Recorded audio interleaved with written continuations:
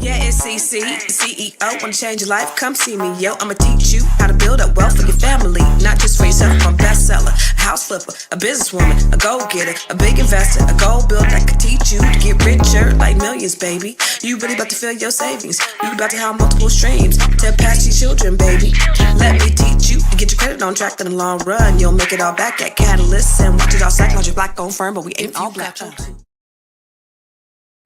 What's up, everybody? It's your girl, Constance Carter, and this is the Grow Your Money Club, where we talk about how to grow your money and not blow your money, because when you blow your money, it ain't a damn thing funny. Listen, I'm excited to be here. Happy Thursday. It's always a good day when we have the good doctor with us on Thursdays. This is our day, our medicine Thursday, our medical Thursday. And the great thing is we have our very own Black B1 doctor who's all about health and wellness to help us get to a place where we are living optimal lives. Because listen, wealth is a holistic experience. And so money is not just a part of what, not just wealth is not just money. It's your health, it's your wealth, your money, it's your mental, your spiritual, your physical, everything. All of those things are contributing factors to wealth, because you don't want to just make a lot of money and be in bad health. So it's important that we understand what we need to do in order to make sure that we're living the best life. Y'all, now I'm not the most healthiest person in the world. I'm not. Dr.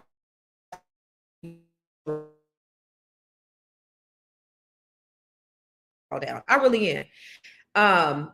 But I live an optimal life because I have energy. You know, I'm relatively healthy. I go to the gym. I exercise. I'm working on the eating. I ain't all the way there yet, but I don't eat super bad. But you want to do that. You just want to just really be intentional about every aspect of your life. And so that's the reason why Dr. Jones is here. Dr. J is here so that we can help you to like get clear on what it is that you need to do so that you can live your optimal life. So before we even get started, what's up, Booker from Fort Worth? You know what it is. So before we get started, you know I love to shout you out because let me just explain. So for those of you, if this is your first time being here, understand this. This is a dialogue and not a monologue. What does that mean? That means I want you to talk back to us and talk black to us. What does that mean? That means your feedback and your interaction and your engagement is extremely important to us. Okay. So that's the reason why we love to shout you out. We love to know where you're watching from, because we tend to have people that watch from all over the world. Sometimes we have people that watch from Europe. Sometimes we have people that watch from Asia. I think yesterday we had somebody from Russia. We have people from Africa all the time, in the Caribbean. So I like to know who's watching, who's with us. Okay. So I want to shout you out. That's number one. Number two, if this is your first time watching, welcome to the family. As you see, we're all friends here. It's all friendly. We are all friends. So welcome to the Grow Your Money podcast. If there's questions or if there's anything that you want answered, happy to put it in the chat, and we're happy to try to help you as much as we can. Okay. And then finally, if you are a Black-owned business, if you are, what's up, Dr. Felicia Jackson, Net 7 Collective in the building. If you are, if you have a Black-owned business or you know of a Black-owned business, we want to make sure that we support you. We want to shout you out. So if you have a Black-owned business, please put it in the comments. Don't just put it in the comments, though. We also want to know, how can we reach you? Why? Because we want to make sure that we are intentional about how we do business. We want to do business with people who look like us. Okay. It is important. It's not being discriminative at all. It's really just being intentional about making sure that we support one another, because for far too long, we have been pushed out of different things. Remember, Black Wall Street, just giving you some historical context to it. Black Wall Street, Greenwood, Oklahoma, when they destroyed their 600 businesses, they rebuilt. And when they rebuilt to over 300 businesses. Yay, that's awesome. But the thing that killed Black Wall Street for the final time, the thing that killed Black Wall Street was integration. Why? Because when we no longer had to do business with each other, we stopped doing business with one another. And so now it's time to get back to doing business with one another. 2 months ago in May, 160,000 Black women lost their jobs. Okay. We are the most educated. We have the most student loan debt out there. That's a fact that we know.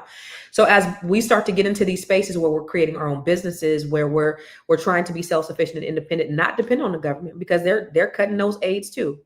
That's a bad thing. It's not a good thing, because the Bible says, what you do for the least of those, you've also done unto me. And so we should take care of our poor. We should take care of the people who can't take care of themselves. That's absolutely something that we should do. That's biblical. That's just a thing. If you're a good-hearted person, you should be doing, right? But we don't need to be dependent upon those. So we need to get to a place where we're not, but we can help each other. The one way that we can help each other is by doing business with one another. And so be very intentional about who you're doing business with. Jews say, I don't do business with anybody else unless there's absolutely nobody in my community that could do the same thing, could do what I need to get done. And if there's absolutely, this is what they teach. If there's absolutely nobody in our community that can do it, then I'll go outside the community. We need to be the same way. But only 3% of Black neighborhoods or Black communities actually have Black-owned businesses. So we also have to be very intentional about starting businesses. That's extremely important as well, because how do we spend with Black people if there are no Black businesses? Remember, I think, I don't know, 5-10 years ago, Killer Mike did a series when he was only for 30 days.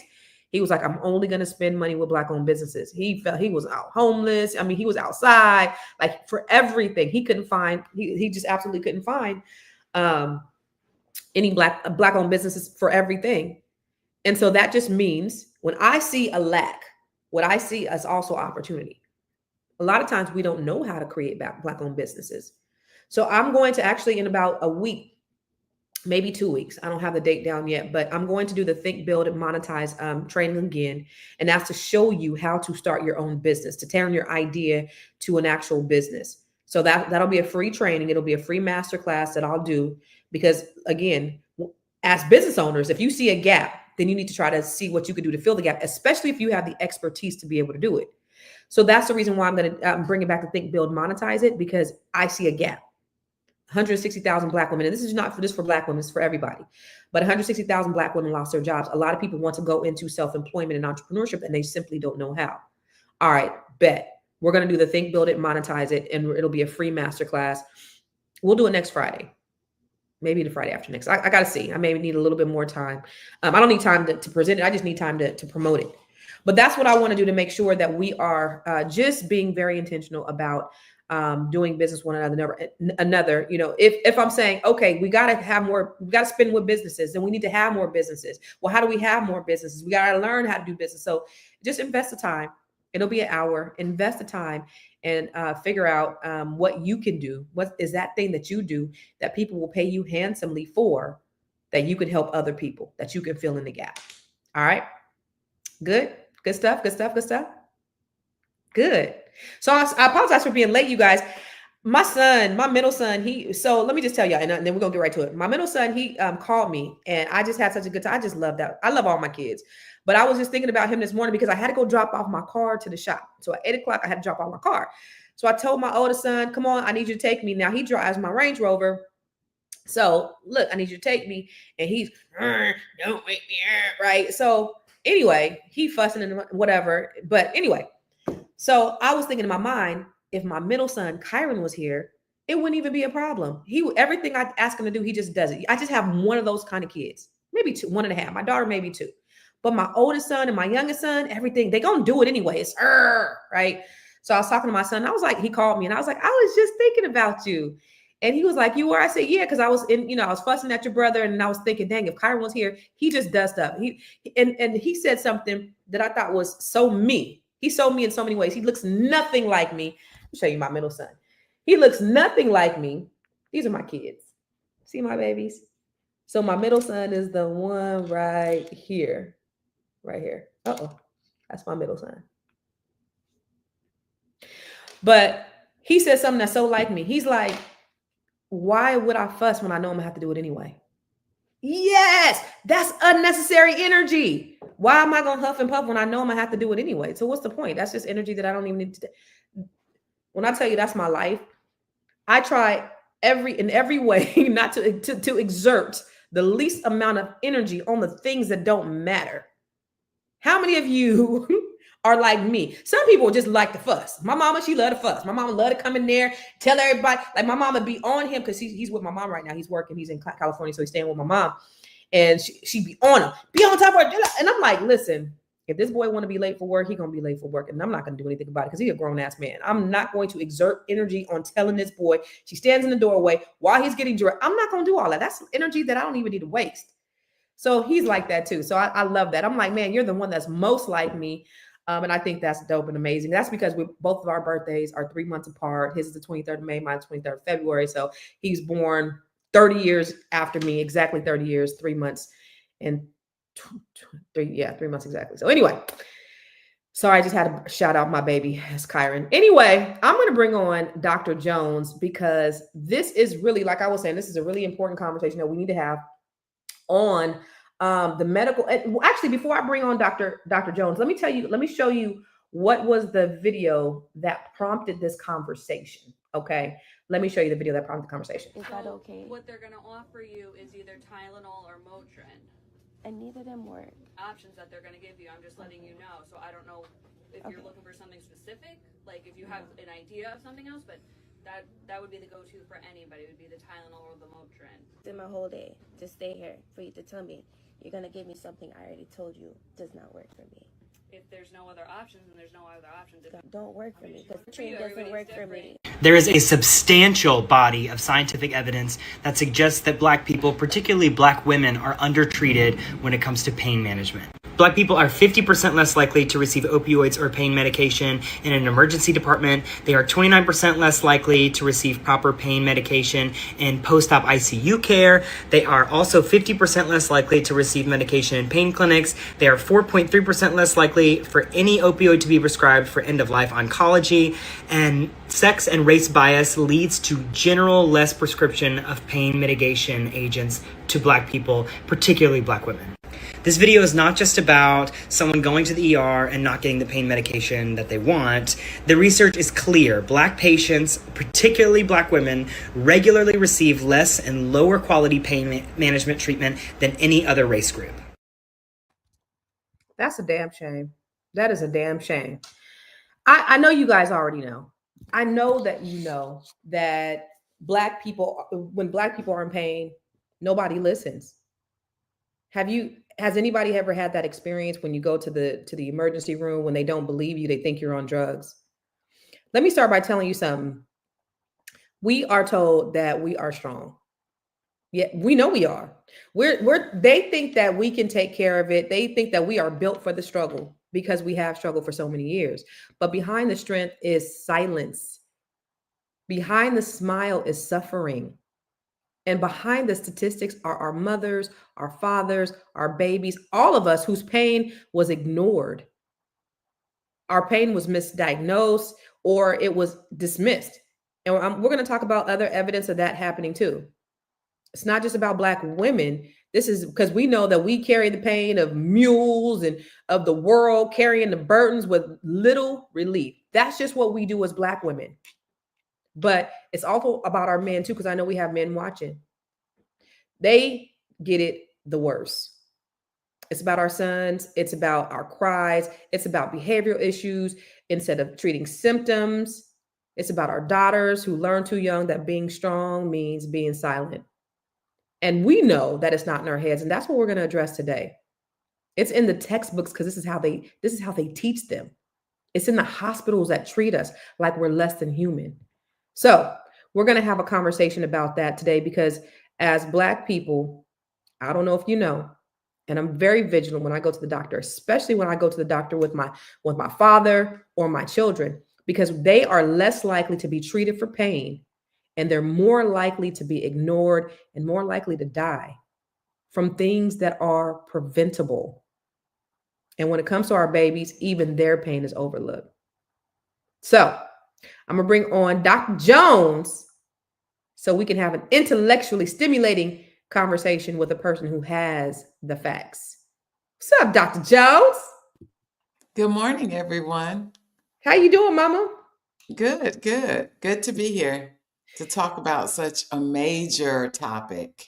Yeah, it's always, well, first of all, we love to have you. Dr. Jones, when she comes on here, she always is answering our questions, not just about medication, treating symptoms, but really getting to the root. And that's the thing that I love the most about her, is getting to the root of the problem.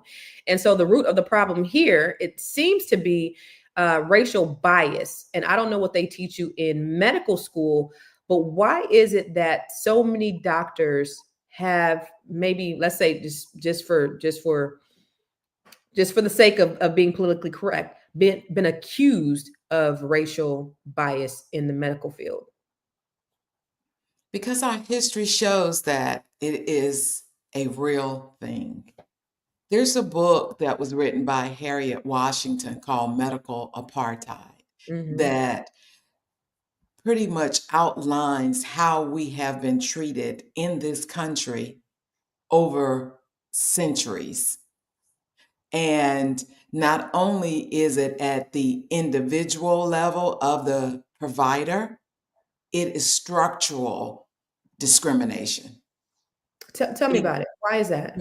So structural discrimination starts with just disparities. Number one, what we were talking about, pain management. They found that, like the guy says, there are studies that show that even cancer patients that are Black do not receive enough pain medicine. 59% of them do not receive the amount of pain medicine. 9% of Black people don't receive pain management. Pain management to the level where it's effective. And that goes back to implicit provider biases. There are studies that show that white people have biased about Black people, saying that we are less compliant with medications, saying we don't care, saying we're ignorant, and these are biases that are racial biases. It's not based upon any fact. It's just It's their no bad. It's racial biases. So no matter how educated they are, they still come in with their biases and their opinions, even though they have this, what's that oath that you guys swear? The Hippocratic Oath. Yes. And what is the Hippocratic Oath?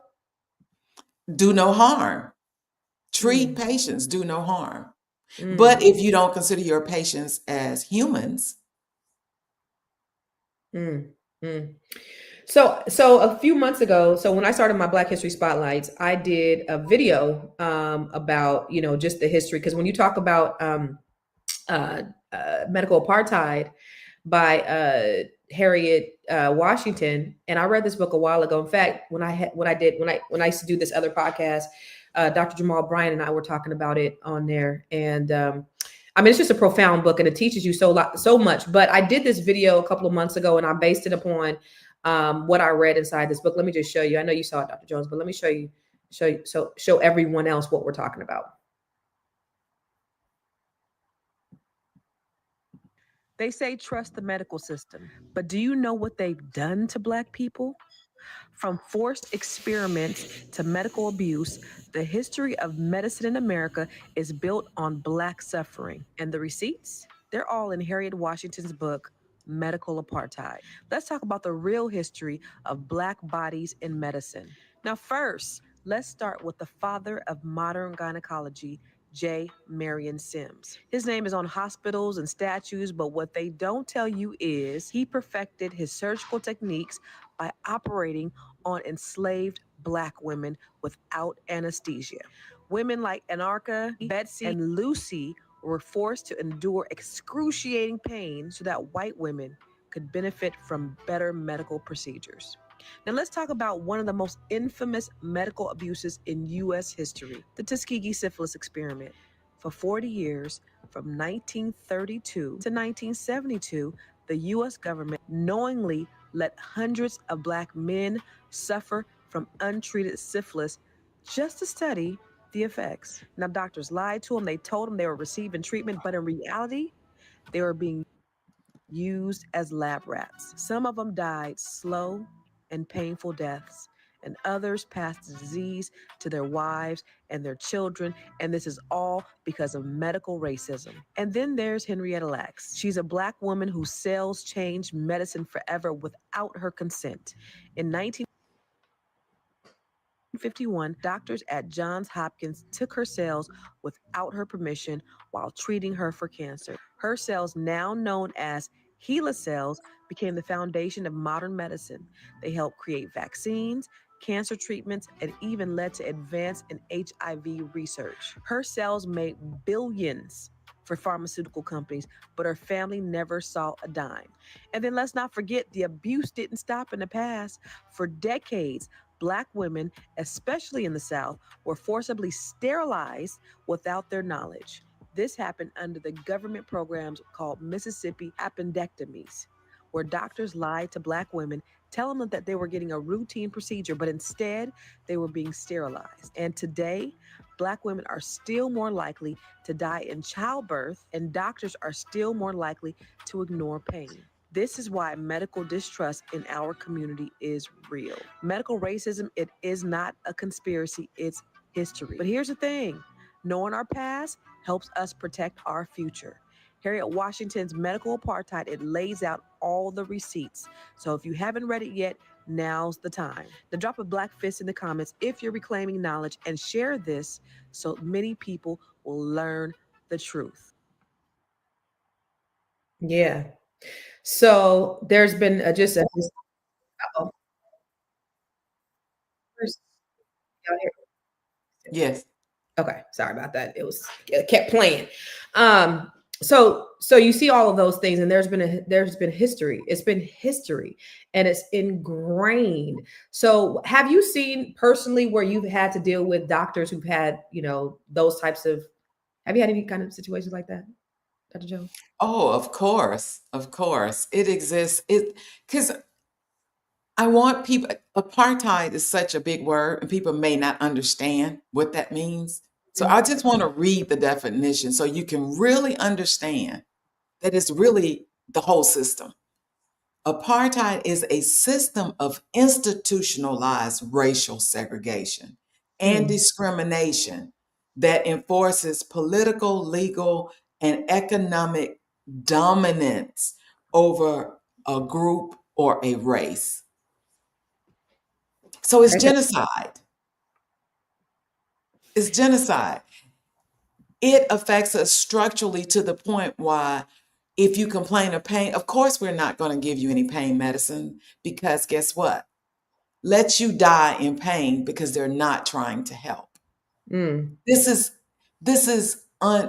it's implicit racial bias. It's racism. Call it what it is. It's racism. And not only that, there are studies showing that if people go to doctors and providers that look like them, they have better health outcomes. I think 60-70% higher outcome if Yes. you go to doctors that look like better you. outcomes. And so with it, we have to call it what it is. We have to understand it. When we go, we want to go to the big name things, but you need to start vetting your doctors. You need to pay attention. I do a consult business for this particular purpose, to give people a second opinion, to help you understand what's going on, how to interpret, what questions to ask, and to know all your alternatives, because studies show that we aren't offered all the alternatives. Studies show we do not get all the cardiac procedures that the white race, they will do 10 bypasses. There is evil racial discrimination in getting transplant organs.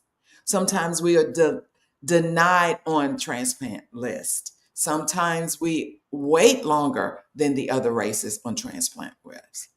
All design. This is eugenics, but one of the things that you said, one of the things you said, to bring it back a little bit though, because you said, we need to just like we got to do business with people who look like us. We need to go to medical professionals who look like us. I will tell you, in San Jose, when I came up, I had no black doctors. In California, I had no black doctor. I had one when I think I was 18, and I didn't even know he was black. He didn't even look black, but he told me he went to Howard University. Then I was like, oh, I looked at him. I was like, oh, he does look, but I never had anybody who, and none of my family, I mean, we just don't see black doctors where we're from in California, and where I'm from in California. Move out here, doctor's black, dentist black, gynecologist black. It's all that. But there are not a lot of Black medical professionals. And then on top of that, with them capping the student loans to what, 200,000, and then medical school is what, $200,000 a year, you're going to likely see at least less amount of Black doctors coming out of medical schools because they simply can't afford it. So that's going to be a whole nother problem, Dr. Jones. What do we do? That's the structural, it's designed that way.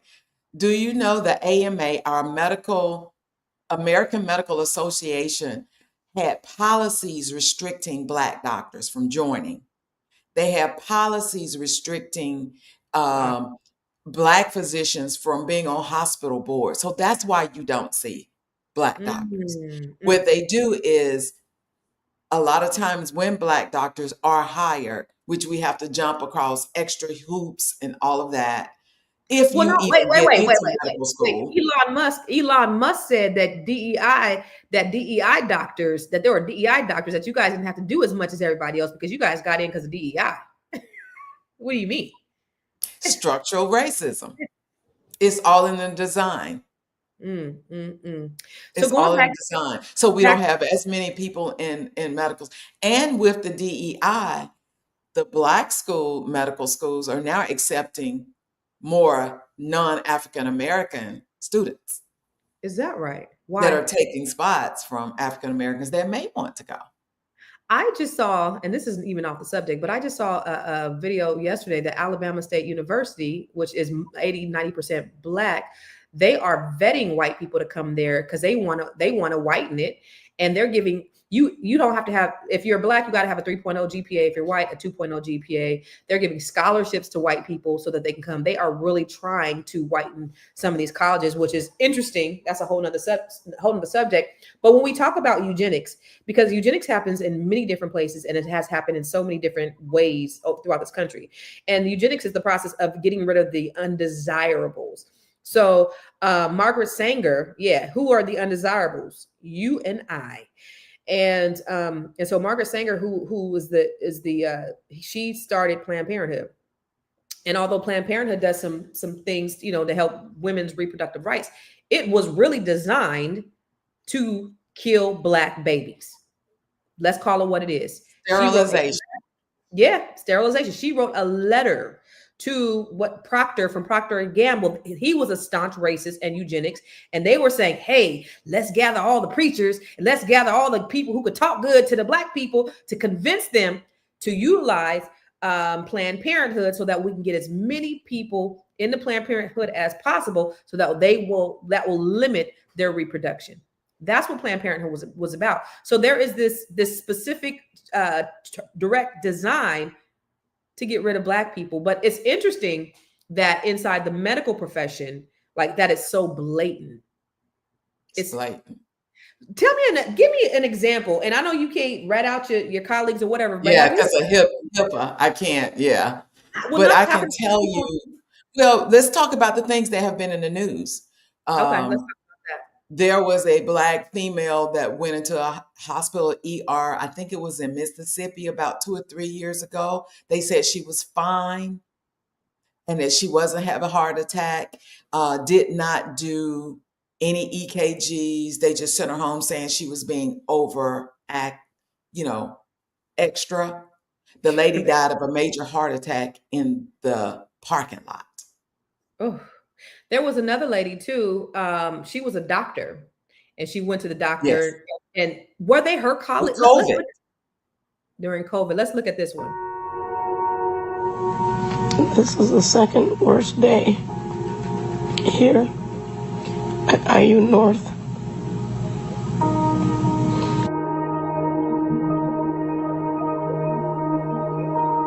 Yesterday, a Dr. Bannock, BANNEC,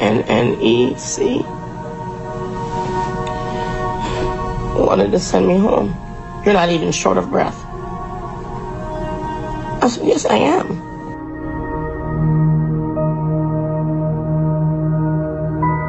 I was in so much pain from my neck.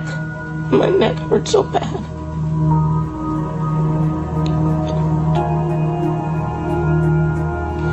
I was crushed. It made me feel like I was a drug addict.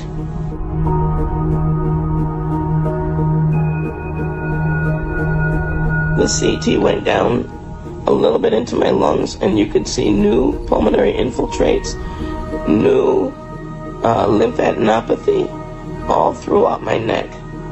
And all of a sudden, yes, we'll treat your pain.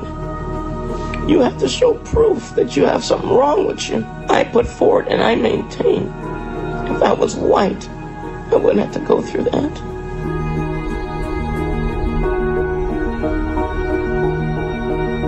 This is how black people get killed.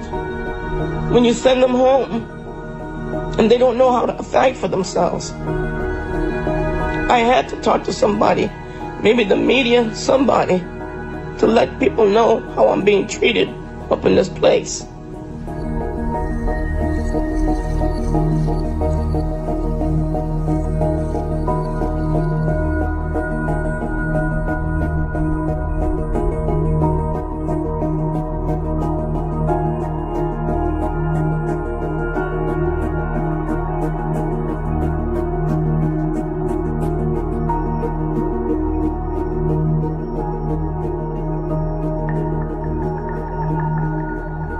Today we're going to be having a very important...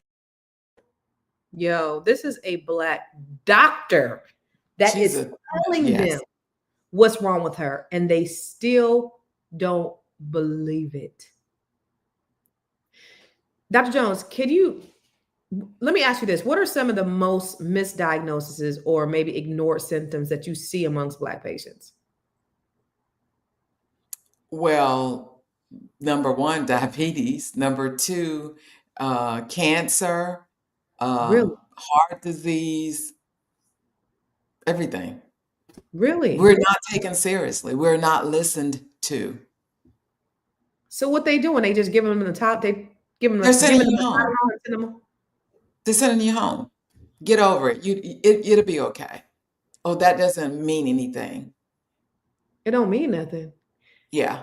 There are cases where people have walked in with lumps and the doctor was like, oh, because they were young, oh, don't worry about it. Just go ahead on. Get second opinion, go back. It's a major cancer. So what are some red flags to look for when dealing with a doctor or maybe a hospital that might not have your best interest at heart? Well, what the first thing you need to do, and that we can do as citizens, that healthcare is purchasing like you purchase a car, like you purchase like you purchase a house, like you purchase a dress. First, before you go there, know your history. Know your history, know what you have, write your symptoms down. And then when you go, before you go and you find out who the physician is or the hospital is, go on Google, go on ChatGPT. All physicians and providers, all providers are on the internet. We have to be, if you take insurances, if you're board certified, if you are licensed, all your information's on there. It'll tell you whether you've been sued, whether not. You have to vet them, just like you decide where to buy a dress, like you decide where to buy a house, just like you decide what car to, vet your providers. And then, know what your family genetics are. And when you're in the visit, take somebody with you that listens, not just someone that's just sitting there. Take a support person. And then ask questions. If they're asking you, if they're putting you on the medicine, well, why? What is that for? What is it going to treat? Why do I need that? What are some other alternatives? Do I have to take that? What else can we do? If you feel rushed, if you feel dismissed, say thank you, get up and leave. Just like we use our rights not to buy from people who disrespect us in Target. You have the same right with the medical provider. Some people think that, and I know especially a lot of older people, especially older black people, they think that the doctor is the next thing to Jesus, next coming to Jesus. And so whatever the doctor says, they believe it to be true and they don't question, right? So they just take whatever the doctor says. So how can we advocate more for themselves, more for them? And I know that you said make sure that you go on the internet, ask questions. But while they're in there, and say they do feel dismissed, say they don't feel like they're being listened to, do they just go, or do they make them answer the questions? Well, okay, let's go back to implicit racial biases. Mhm. Can you make anybody who's racial against you and has a prejudgment to discriminate against you answer your question? Mm, mm. No. Yeah, yeah, yeah. Leave. Say Right. thank you and get up and leave.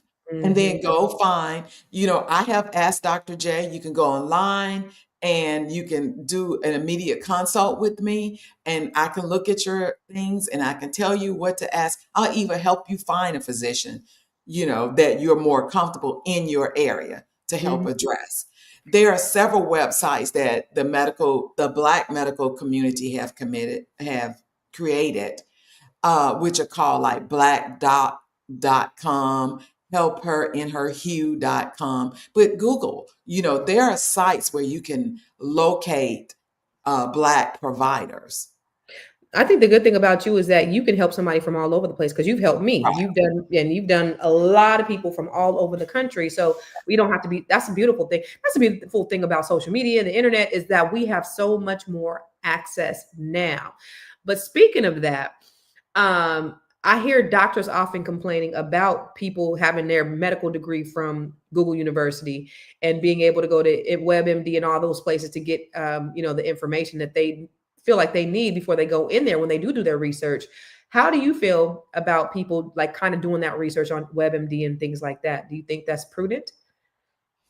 So the problem with the system is that providers are only given 15 to 20 minutes with the patient.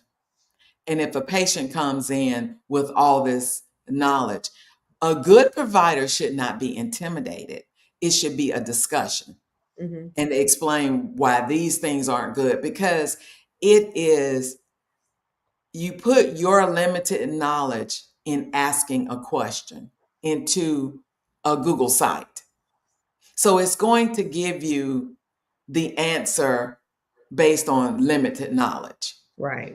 because it doesn't. So if you're asking about your blood pressure, you didn't tell it that you were on all these other medicines, or that you're taking this, or that you eat this. And so it's going to only ask it in an isolated system. So Mm-hmm. that's why you need an advocate or someone else to help you, or a conversation with your physician if they care, to help you understand why this is right or this is not wrong. It should be a conversation. It should not be intimidation. Yeah.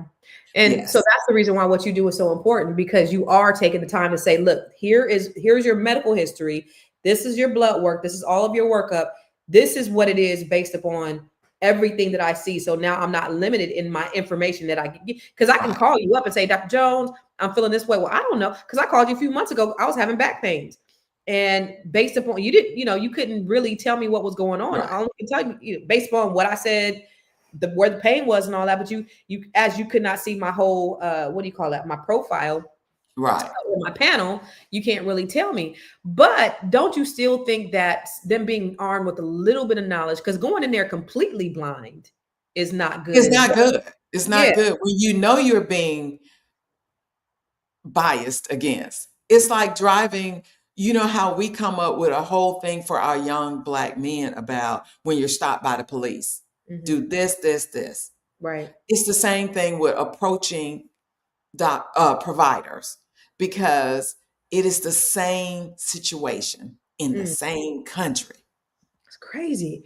And I think that's so weird, Dr. Jones, because it's like, okay, you become a teacher to help children, but yet you don't like a certain race. Well, why are you in this to help children when you don't like, you become a police officer to protect and serve, but you don't like Black people. You become a doctor to save lives, but you don't want to save Black people's lives. Like, what is that? Am I into Twilight Zone? Like, why do people are they in these professions if they don't like the people that they treat? Just like Sophia said, Because we we couldn't win for because losing. everybody's not in it for the thing is, if you don't consider a certain race important, then you're fooling yourself saying I am in it for this, because you don't even consider the other race. Yeah. You see what I'm saying? Because if you don't find value in something, you make your judgment and I'm doing this for this, but it's tainted. And a lot of times people don't see their biases. Mm, mm, mm. So And we so have a how question. do you change biases? You can't change biases. You have to take it your right to protect yourself. Yeah, And so, I see someone in the comments said I cussed them out and all that. That's not going to help. it don't Because help. what All it's happens doing, is they'll put that in your chart. And if you do go see, it taints your chart. So right? then nobody will listen you forever. Mm-hmm. Mm-hmm. You Yeah, you know, cussing them out. It ain't. it's not going to It's help the situation. basically it's confirming what they already thought about you anyway. Like Right. you're It's illogical, confirming like what they you're already thought. unreasonable. Yeah. So there, it's So that did yeah. that. So that's Yeah. why I say thank you, walk out and go do your research, come sign up with me or find another advocate, talk around the system, go to some of those websites. Where do I find a doctor that looks like me, health and black hue or whatever, and find somebody and just talk to other people who have black physicians. I will say that when you go to a place, when you are a little bit more intellectually astute, maybe you've done a little bit of research and you ask pointed questions, they will take you a little bit more serious. So Yes. I say, just my opinion, do a little bit of research so that Yeah. even if you're limited in your knowledge, you have a little bit more ammunition, so they will take you a little bit more serious, even if they don't like you. So because you could choose to say, thank you, and then go somewhere else. Now with that though, will your insurance allow you to go to different places like that? Because I don't know. Like if say this Yeah. doctor don't treat you right, Yeah. I could just choose to go to another doctor. Because Well, it maybe depends on what insurance you have. So if you have like PPOs, they can choose what physician they use or what provider they use. Mhm. And I apologize if I keep saying physician. I know there are other providers, Practitioners, providers. practitioners. Yes, Mhm. but I'm a physician and I'm an old physician, so that's who it was. So providers. Mhm. So they have a list of, if it's a PPO, you can choose whatever provider that are in the network. If it's an HMO, they have a list of providers. And so you can just go back online and look at the list, but just don't say eeny, meeny, miny, mo. Literally take their names and put it in Google or put it in Chat GPT. Mm. Find out where they went to school, Mhm. Mhm. Mhm. and you can even go on their website page because now everything is on social media. Then Every go look them up on Facebook. If they're talking about MAGA and do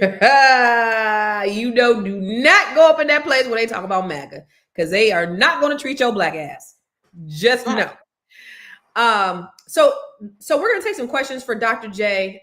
So you guys gather your questions of what you want to ask Dr. J, and she could answer some of your questions. And before we answer your questions, we're gonna show you a little book that Dr. J and I wrote. You got your book? Yes. Hey, Unbreakable. So this is one of Dr. Jones's books. This is 17 authors. We have a book, an anthology where we talk about just our journeys to where we were, what we've been through. We may not look like we've been through anything, but we've all been through some things. And these are the Net 7 Collective Sisters that we wrote this anthology together. It's an amazing book. Most people say that they can't put it down. So if you don't have it, make sure you go to Amazon and get it. This book is an inspiring collection of stories from the ladies of the Net 7 Collective who've overcome adversity, broken generational cycles, and built wealth while uplifting their communities. I am so proud to be a part of such a powerful group of women who truly live by the principle, iron sharpens iron.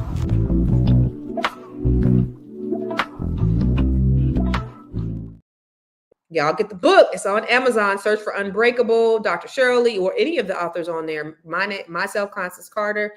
And then if you want to schedule a consultation with Dr. Jones, I swear for God, she is the truth, and she is literally saving lives. Literally. If you don't know, you could ask anybody who's gone to her. We need to put some of the testimonials on your website, Dr. Jones, but I could speak to a couple myself. I went to her last week. She did an assessment on me, April Sampay, Dr. Deborah Cox, who else in the Brenda. We have Jane, who's she's actually in our Net 7. She's scheduled with you. She is a pharmacist. So she's like, I can't wait to go. So, and she's actually in your area. So she's one of Oh, our is she? teachers. Yeah, Okay. she's new into the collective. Yep, she's in your area. She's a pharmacist, and she has an appointment scheduled with you too. So, listen, if you guys need to, I don't care if you already have a physician, if you already have a practitioner. This is a great way for you to really get a true assessment, because even after I went to Dr. Jones and we looked at my panel, and and after we did my blood work, I went back to my physician. She was nowhere near as thorough as Dr. Jones. So she is the truth. So if you want to schedule an opportunity with her, go to askdrj.info and schedule your appointment, because she is taking appointments. Okay. This comment from Skipper, I don't want to skip over that comment, Skipper, because he said black men, this one right here, black men walk around with pain every day while dealing with mental health, thinking they have no one to talk to. I got tired of the pain that I walked around with. I decided to go and get therapy. I challenge black men to do the same. You will be better once you do it. There are lots of black men out there. So, you know what? Shout out to you, Skipper 1970. Thank you for saying that. And thank you for getting the help that you needed, because, the pain is not just physical. Sometimes it's mental. Right? Right. And the good part about Skipper, that's phenomenal. Thing about therapy, it's okay to choose another therapist. You have to vibe with your therapist. It has to be, that's the only way you're going to have good therapy. And, preferably get someone that looks like you. So what role does mental health play in the physical wellness for the Black community? Oh, mental health leads to so many medical issues because number one, it keeps you from taking your medical medications, like your diabetes, high blood pressure, because your thought processes aren't there to help keep you on track. Also, it causes inflammation in your body, so you just don't feel well, and it gets into your body and your abdomen, and you just don't have good outcomes with, diabetes, high blood pressure, cancer, heart attack, strokes. And so, mental health is very important, and it is just a way of making you whole. It's not you're crazy or anything like that. It's just dealing with trauma. And as African Americans, seeing that we have systemic discrimination, we all have trauma. It's trauma, even if you don't even realize it. Right. But and that feeds into pain. Mm-hmm. And the pain is real. And Mm-hmm. someone else cannot tell you your pain is not real. Because pain is subjective is a subjective of what a person feels. So what experience I have, for instance, if I was to pinch you, Constance, I pinched you hard, but you may say, oh, that was nothing. But I may have pinched you lightly and you was like, you assaulted me. I may think it's nothing, but it was real to you. It's your experience. Absolutely. It's your pain. And I'm gonna tell you, I'm sensitive. Your pain is not right. I have a low pain tolerance. Me and my daughter, we got these tattoos. We got matching tattoos. I got mine first. We got these little tattoos. These right here, right? We got these we have a puzzle. She has a puzzle. I got a puzzle. She has the key. I got the lock. So we did mine first. We did mine first. And it looks like an autism awareness puzzle. Because people be like, oh, like they go, what's that for? And I go, oh, me and my daughter got a tattoo. They go, oh, does your daughter have autism? Because the mother didn't do it right. But anyway, I digress. When he was doing it, I was sitting there like, because I got a low pain tolerance. My pain tolerance is low. So my daughter is looking like, oh my God, I'm so scared. This is her first tattoo. Oh my God, I'm so scared. She got up there. She was just like this on her phone, eating popcorn, like nothing. So, she's like, Mom, though, Mom, because seriously, like my pain tolerance is extremely low. And so it is subjective. And so when we come in there, they don't see that we have different pain tolerances. They just see, they don't even see us as humans. They think that we can withstand anything. It's the same as stopping you for a light, and if you got a hoodie on, you automatically a criminal. If Absolutely. you are Hispanic, you're automatically a criminal, so we're going to deport you. Right. You know, Absolutely. it's that type of thing. So you can't really change that in a person. You have to be proactive. You got to vet. You have to take, stop. The days are gone of sitting back and just letting people take over your healthcare. Yeah. The You have to decide. And you can always decide not to do it the allopathic, which is the traditional medical way. You can do it preventive health. Use plants. You can do functional medicine. There are other natural ways to help treat pain. Right. And that's what I was thinking. Like, because too real for TV said we need more doctors. And the Yes. reality is this is only getting worse because the fan is flaming, the flames are being fanned, and the racial animus is being exacerbated from the top down in this country. It's only getting worse. And so, one, we need more doctors, and we Mhm. need more practitioners, because you can go, like, the people I go to they're not even doctors. I think it's a nurse practitioner that I go to, right? So, Mhm.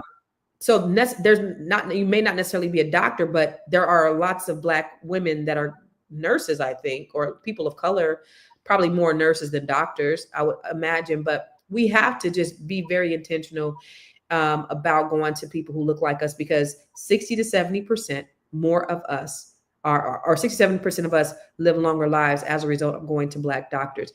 But let me ask you this: what are some questions, just some basic questions? If I go it's maybe something's not wrong with me, and I'm just going to the doctor to get a physical, to get my blood work or whatever. What are some questions that I should be asking, that all Black people need to be asking when they go to the doctor? So when you go to the doctor, the first thing, ask the doctor how they're doing. How's your day? Okay. Because that just sets a different tone. And then you go and then you say, okay, if they said everything is fine, and just say, well, I understand everything is fine so far as my labs, but can you break them down for me and tell me, what are these labs actually testing for? Mm. And what do you mean by what is fine? What are my risks? I know my grandmother had kidney failure. That's what I was talking about. Know your history. So you can do your questions compared to what's most likely you will get. And Mm-hmm. so then ask, what are my risks? I want to live till I'm 90 years old. Um, am I at a risk for heart attacks? Am I at a risk for ovarian cancer? I know my cousin had um, breast cancer. Do I need to get early mammograms? See, Mm. so your questions need to be based on knowing your family history and knowing your pain, knowing your symptoms, and sometimes if you forget, write it down. Take a journal, make a medical journal. Go to the dollar store and get you a little pad, and have the pad for every time you go to your physician. And when you think of stuff, write it down. And then at near the end of the visit, because you only get 15 minutes before the end of the visit, say, hey, I got questions, or let them know at the beginning, I have questions. We got to go over my questions, because then it lets them know you're not ignorant. You Mm-hmm. are concerned about your health, Mm-hmm. Mm-hmm. which is a big change of what they think. What's interesting is you said, what I liked about what you said was you asking them, what's the thing that I'm most at risk of? Because it reminded me, so a family member called me one day and was like, hey, I just found out that my grandma had stage 2 kidney failure. And I was like, what? So her daughter knew, didn't tell anybody, and they never got her treated, never took her to the doctor. So I said, I called one of the relatives and I said, hey, I need you to give me her login to Kaiser so I can go in there. So then I get her information and then I send it to the cousin, right? And I said, I need you to look at this. Is this true? Does she really have kidney failure? And he's like, yeah, but she's not going to die of that. She's going to die of this, based upon all her stuff. These are the things she's likely going to die of, not that. And I was like, wow. So that's interesting that you said that, because here she did have the stage 2 kidney failure, but she was more at risk to die of heart disease because she had diabetes and hypertension and all the other things because of, the levels that were. So that actually is very interesting. And so telling the doctors, asking the doctors, not telling them what you're at higher risk of is a great question, because because it's like, I don't know if they sometimes they don't voluntarily tell you, right? So, and it Because also, they, if they're racially biased, they don't think you care. right, and it also causes them to have to look at your stuff, because they're probably just, we glaze, we glance. Yeah. Oh, yeah. Oh, okay, let me look at this Because you stuff. got 15 minutes. Right. Those are great questions. That's interesting. So let me ask you another question.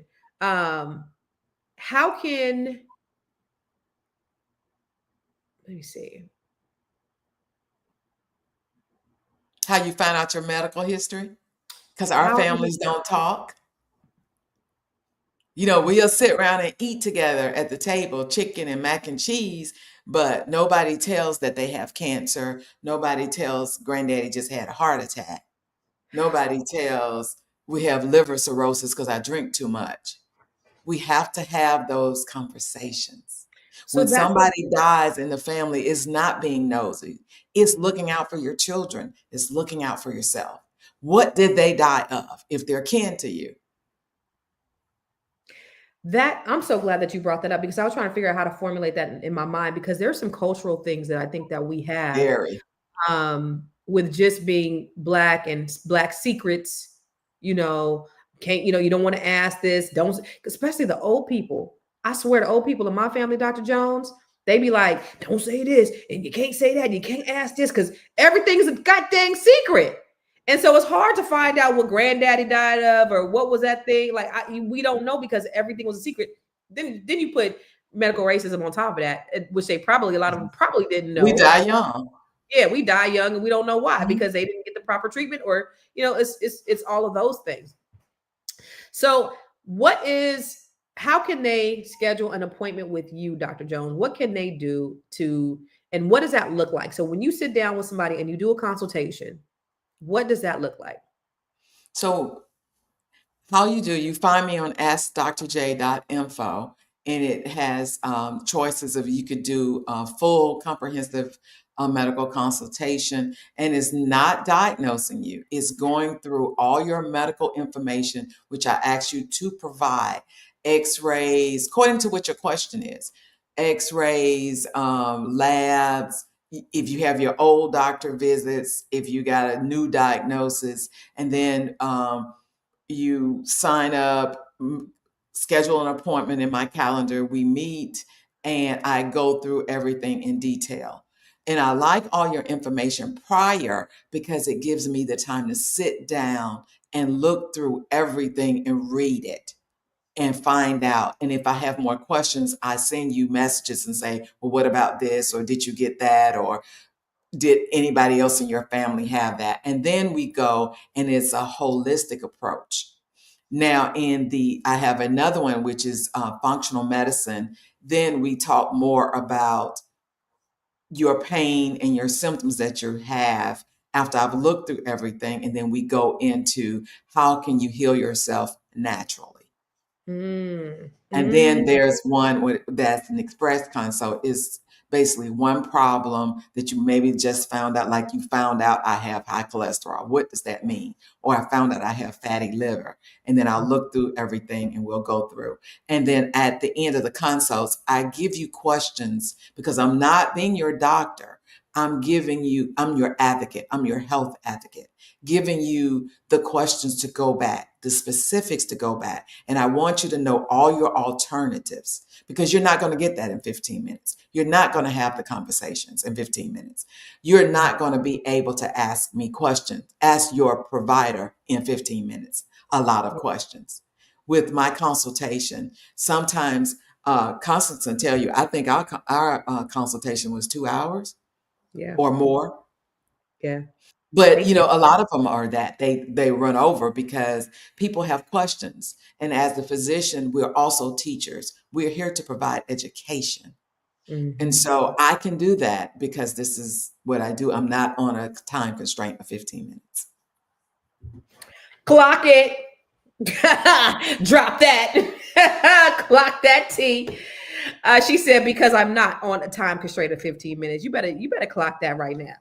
So listen, let me show you guys these statistics. A 2016 study found half of white medical students believe Black people have thicker skin or less sensitive nerve endings. Half of white medical students believe that Black people have thicker skin or less sensitive nerve endings, meaning we could take the pain. Is that not absurd? Is that not one of the most absurd things you've seen? They believe that we have thicker skin and less sensitive nerve endings. And smaller brains. Remember, they did that study. Oh, and by the way, just in case you didn't know, they would diagnose Black people, slaves who ran away as having a mental disease called drapetomania. There's been quacks since the beginning of time. This is just crazy. Let me look at the other one. Black women are 3 times more likely to die from pregnancy-related complications than white women. 3 times. You know what's crazy? Remember I told you about my friend that died last week, 45 years old? 10 years to the month, his wife had died. 10 years prior of childbirth. She was only in her 30s. Wow. He turns around and dies. And they were, they had been together since we were in high school or junior high school. Crazy. But Black women are 4 kids left without a mother and a father. But 3 times more likely to die of childbirth because they just don't take our pain serious.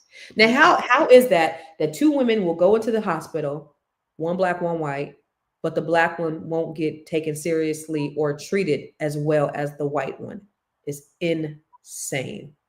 Insane. It's almost like saying, you're getting on my nerves. You really don't have pain. It's not all of that. But see, that goes back to what we talked about earlier. Pain is personal. It's subjective to the person. So you can't tell me what my pain is. Right. Just like this, right? What they're going to offer you is either Tylenol or Motrin. And neither of them work. Options that they're going to give you. I'm just letting you know. So I don't know if you're looking for something specific, like if you have an idea of something else, but that would be the go-to for anybody. It would be the Tylenol or the dismissiveness in her voice. No bedside manner. Rude, right? Rude. This is supposed to be so. Why are you a nurse? Why are you a doctor? Why are you here if you don't want to treat the patient? Like that kind of shit. You do treat patients. Yeah, white patients. That is just crazy. It's like it's another thing that we got to go to school. Our kids are more at risk of being suspended than anybody else. Okay. Then they built prisons based upon 3rd grade education of our Black boys. Then you have the conspiracy to Jawanza Kunjufu has a book called The Conspiracy to Destroy Black Boys, where it talks about how they treat Black boys different than they treat everybody else. So we start that at school. Then we go out in the world. And I don't know if you guys seen that my son got pulled over by the police a couple of years ago just for driving while Black. And they not only I was on the phone with them, they pulled him over and they pulled out a gun on him. But this happens to our children all the time. So then we have where, we got to go out in the world and we got to teach our kids how to deal with the police because they automatically might be trigger happy and they may kill them just for no reason at all, like for nothing. So we got to deal with, racial bias or racism in the justice system, in the criminal justice system. And then you go to, I just want to go to the doctor. And we got to deal with this shit at the doctor. Like, what? Like, and then it's so funny. You guys go to my Facebook page. I am Constance Carter, because I post stuff all the time. These racists, they love me. They love to hate me. They love to hate me because they sometimes they was on the live this week calling me names, but they say that we dwell on the past. Oh, y'all just dwelling on the past. Why can't you guys get over it? Your race. It is ongoing. This is shit that we got to deal with every ongoing. It is not in the past. That's what pisses me. So they just showed us. Yeah, you Medicaid will take. How many people will lose Medicaid? Right. That's and what they have no clue. Most people don't even realize hospitals get Medicaid dollars. Mhm. People who are in nursing homes with Medicare, Mhm. the Medicaid pays for the nursing home. It is Mhm. not paid by Medicare. Mhm. Mhm. That's the reason. Rural country, Uh-huh. rural communities. Them same ones that are on my page, they're gonna be the ones that are online crying when they Medicaid and they Mhm. food stamps get taken. Because It's it's gonna major. disproportionately affect them. It's gonna disproportionately affect them. But Um, remember, that's why we're unbreakable. but it's exhausting, Dr. Jones. It is exhausting. Life is exhausting, but You roll you with it. take advantage of it, be your own advocate, do the things, learn how to connect. If they're not listening to you about your pain, connect with other modalities of pain control. There's acupuncture, there are all type of Eastern type medicines that can control pain. Mhm. Because the other thing is part of the whole systemic genocides and eugenics is getting people to want to be on narcotics. Mhm. We're the only people that use narcotics like that in the US. The rest Mm. of the world has pain too, but they Mm. use other things. So Mm. seeking out, someone mentioned they use alternative medicine. They use a DO. DOs are actually medical doctors, but they're trained to do manipulative other methods to help heal Mm. people also. So they So go on to the same training as allopathic doctors like myself. okay. So there's this last statistic, Black patients are less likely to receive pain medication in emergency rooms compared to white patients with the same symptoms, which we've already talked about. But Right. again, these things are simply exhausting. But this is the reason why we come here. It's just to educate you because it's important. Like I said in the beginning, wealth is holistic. So when we talk about growing your money and growing your wealth, it's really about growing you in all areas of your life, mentally, spiritually, physically, emotionally, financially. All of that is important. It's all important. And that's the reason why, we do the Net 7 Collective. Dr. Jones is one of the beautiful women of the Net 7 Collective, but we have women just like her that are here to just pour into each other to help build the community, because what we understand, that African proverb is, when you teach a woman, you teach a whole entire nation. That's what we do. That's the reason why what Dr. Jones does is so important. That's the reason why, all of the women, you guys saw April yesterday, you guys will see some more of the people, maybe somebody else tomorrow, but it's the reason why we do what we do, is because we understand that there is a problem, but we always have to be solution oriented. If you see a problem, don't just complain. Ask yourself, what can I do? Or who can I impact? Or maybe who can I connect with to help solve this problem? And stop just being a complainer. I always say this, don't just be a hearer of the word, be a doer of the word. That's the reason why you need to share. If you do not have an appointment with Dr. Jones, go and schedule your appointment with Dr. Jones. Go to askdrj.info, because your health is absolutely your wealth. You need this. Like this could be life or death for some people. Do Yes. not play with your health. Did you hear about the black lady a couple months ago? She said she was tired. She had a restaurant. She said she was tired. And somebody was like, girl, make sure you go ahead and make me something to eat or whatever. She was a chef. And she was just like, I'm tired. She went to sleep. She said, I'm gonna take a couple days off. I'm tired. She went to sleep, never woke up. And Oh so people were no. attacking her friends because they were like, y'all, you guys are selfish. This lady was tired, but that's what we do. And so we don't do the proper checks and balances to make sure, really, yeah, we might feel tired, but really there might be something more wrong. And that's why making sure that we get our blood work, that we get our checkups. You got insurance, make sure you go to the doctor, and then go to Dr. J and see, because Dr. Deborah, who was on here before, they told her that she had one thing. Dr. Jones looked at her blood work. She had something totally different. Dr. Jones told her what to do, child. That lady got more energy to. Have you been seeing her post lately? This lady has been everywhere. Yes. She's She's been everywhere. everywhere. What are She you is doing? she Get is your living ass her out. best life. He said this is the best time. This is the best she's ever felt. That's what she said. Yes. Yes. As a result of with her. Dr. Yes. Jones is the truth.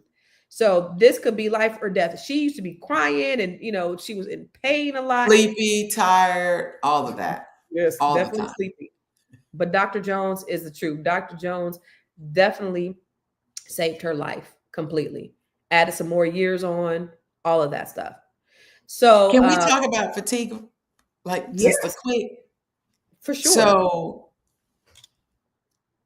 if you have high blood pressure, if you have a little dizziness, if you may be pre-diabetic and you have fatigue, there are things called atypical symptoms of having a heart attack. That could be one of them. Really? So don't pass off the fatigue. If you're eating right, you exercise, and you're a healthy weight, fatigue is really not a normal symptom. Really? So we shouldn't have the itis? That's your body telling you something. We shouldn't have the itis after we eat? No, that's because you're eating the wrong foods. So we need to, Plant-based. we're going to do it. We're going to get to it. We will meet that challenge. But, just having the knowledge and helping people to make the decisions and be intentional and be their own advocates. That's the beautiful thing You just can't depend on the system that is designed against you. And you've equipped them, and you continue to equip them with Right. the knowledge, Dr. Jones. You have a book. Yes. The Transition. I read it last week and it was great. And so the transition does what? This transition gives you the steps to try to go plant-based. I'm not going to say try to go plant-based, and how you use substitutions. It helps you with things you can substitute. People like to cook their own meals. So just use your meal, but substitute with plant products. And it helps you through that. And it helps you through the mindset, because it is a mind change, a mindset change. Because we are accustomed and we are, commercials, everything, we are bamboozled, hoodwinked to think that we're supposed to be eating meat. Yeah. I mean, since birth. But so the transition, they can find the transition on Amazon under Dr. Shirley E. Jones, MD, and look that up and you'll find me, because my name is very, very common. So there are a lot of Shirley Jones. Well, I want to give a shout out to all the people who bought the book last week, because thanks to y'all, she was in the top 100 last week. Go, Dr. Jones! Go, Dr. Thank Jones! you all. Yeah. Thank you. We're trying to change the world. Yes. One plant at a time. One plant at a time. So Dr. Jones is a part of the Net 7 Collective. If you are a Black woman, or you know a Black woman who needs to be around other Black women like this, like me too, but I ain't like her. If you want to be around Black women like this, holla at us. Go to net7bbs.com or bookwithconstance.com. I would love to talk to you about that. We have an inner circle of women who we meet every week. We coach, we build, we write books, and we do all kinds of stuff. They're, as a result of them going through the Net 7, they have government contracts. They are speaking. They're adding extensions to their businesses. They're scaling their business. They're growing their businesses. They're starting their businesses. They're increasing their net worth by 7 figures. And so if you are a Black woman or know a Black woman, have them holler at me, and I will have a personal conversation with them. And we can talk about that opportunity. Can Dr. Jones order your blood work? Use older blood work. No. It changes, darling. It changes, right? It changes. Like, so do you eat older food? No. So it needs to be how recent? I mean, within the last 30 days. So your blood work should be within the last 30 days. Because you might have went out and ate a bunch of hamburgers, had sex with 30 men. Like the STD that you may not have had 90 days ago, you might have 90 days ago. Right. Yeah. Just saying. So listen, also the Net 7 Nation is coming to a city near you, y'all. The Net 7 Nation is our local chapters of women all over the country. So if you are in any of these locations, welcome to the unstoppable force of the Net 7 Nation, where purpose meets prosperity. We are showing up strong in Dallas, Houston, Stockton, Sacramento, West Africa, Las Vegas, Philadelphia, Prince George's County, Europe, Washington, D.C., Baltimore, Atlanta, Chicago, and Alabama, and with more to come. These powerful women are here to build wealth, impact their communities, and change generations. So get ready to connect, collaborate, and elevate with the Net 7 Nation, because together we are unstoppable.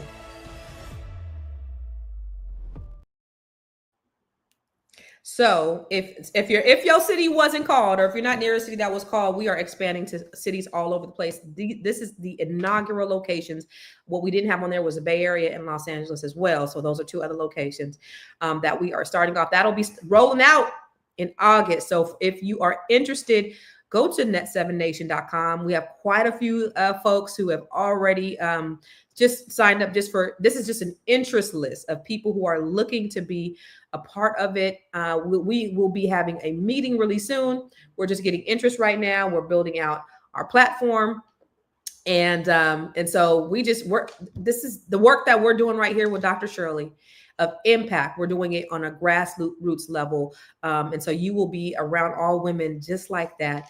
That is about not gatekeeping, but brain sharing. You know, it's all about reciprocity. There is nobody, Dr. Jones, I know you could attest, nobody keeps information. We all are givers, right? Isn't that a beautiful thing, right? Yes, very beautiful. Yeah, we all help each other to be great. Yeah. So we can all be great together in our great community, in our great nation.